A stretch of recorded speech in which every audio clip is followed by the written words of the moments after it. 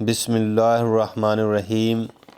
اللہ تعالیٰ نے قرآن مجید میں ارشاد فرمایا، زمین اور آسمان کے درمیان ہر چیز اللہ کو سجدہ کرتی ہے، وچ مینس سارے stars, galaxies, planets, mountains, trees اور حتیٰ کہ اس کائنات کے اندر بسنے والے تمام انسان اللہ کی عبادت کرتے ہیں اور اللہ تعالیٰ کو سجدہ کرتے ہیں۔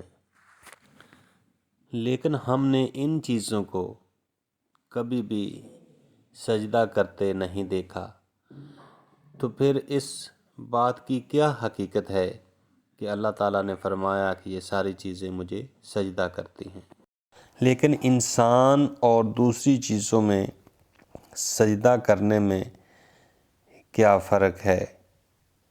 تو دیکھتے ہیں یونیورس میں سب سے کامن بات کیا ہے۔ جب گیلیلیو نے 1609 میں ٹیلیسکوپ ایجاد کی تو اس وقت اس نے یہ ثابت کیا سن از سینٹر آف آل پلینٹس، حتیٰ کہ جوپیٹر جو ہماری زمین سے 1300 گنا بڑا ہے وہ بھی سورج کے گرد سرکل کرتا ہے، لیکن سورج بھی کوئی بڑی چیز نہیں، یہ ملکی وے کا حصہ ہے اور ملکی وے ملینز آف سٹارز سے مل کر بنتی ہے۔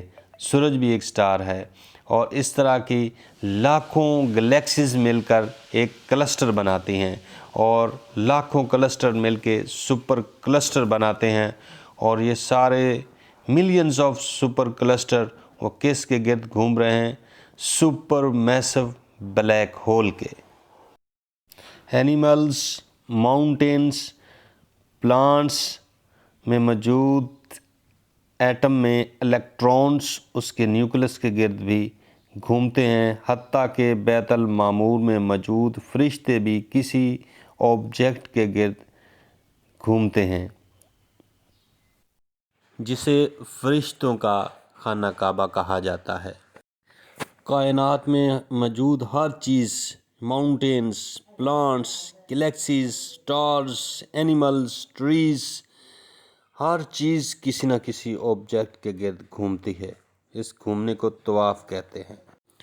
یہ چیزیں ہماری طرح عبادت نہیں کرتی، بلکہ مکہ مکرمہ میں ہم جب خانہ کعبہ کے گرد طواف کرتے ہیں تو ہم ان کی طرح اللہ کے بنائے ہوئے نظام کے مطابق اس عبادت کا حصہ بن جاتے ہیں جس نظام کے تحت یہ کائنات چل رہی ہے۔ جس دن یہ سرکولیشن، طواف یا ایک آبجیکٹ کا کسی دوسری آبجیکٹ کے گرد چکر لگانا رک گیا تو وہ اس کائنات کا آخری دن ہوگا۔